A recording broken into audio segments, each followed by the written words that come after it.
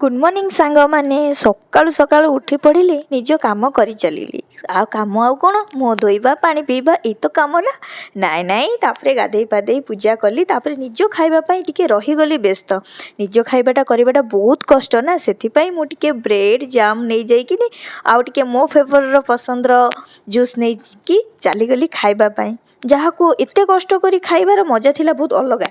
ତ ତାପରେ ଆମର ଚାଲିଲା ଲଞ୍ଚ ପ୍ରିପାରେସନ୍। ଲଞ୍ଚରେ କଷ୍ଟ କରିବାକୁ ପଡ଼ିଲା ସତ, କିନ୍ତୁ ଖାଇବାଟାର ମଜା ଆସିଗଲା। ଭାତରେ ଟିକେ ପାଣି ପକେଇକିନି ମସଲା ଟିକେ, ଆଳୁ ମସଲା ଟିକେ କରି ଅଣ୍ଡା ଟିକେ ଭାଜି ଦେଇ ଭଲ ସେ ମଜା ନେଇ ଖାଇଲି। କିନ୍ତୁ ରାତିରେ ସ୍ୱାମୀ ଆସିଲାକୁ ମୋ ପାଇଁ ବନେଇ ଦେଲେ ବିରିୟାନୀ। ତା ସାଙ୍ଗରେ ମଜା ନେବା ପାଇଁ ଆସିଗଲେ ସିଦ୍ଧାର୍ଥ ଭାଇକୁ ଜୁଲି ଭାଉଜ। ତ ବହୁତ ଭଲ ଲାଗିଲା। ଆଉ ଯେତେ କୁହନ୍ତୁ, ଯେତେଥର ମୋ ସ୍ୱାମୀଙ୍କ ହାତ ତିଆରି ବିରିୟାନୀ ଖାଇଲେ ବି ଆଜି ବି ସେ ଭଲ ଲାଗୁଛି। ତାପରେ ମୋର ହୋମମେଡ୍ ଦହି ତିଆରି ଚାଲିଲା। ରାତି ସାରା କ୍ଷୀରରେ ଦହି ପକେଇକି ଛାଡ଼ିଦେଲେ, ତାପରେ ହେଇଗଲା ଦହି।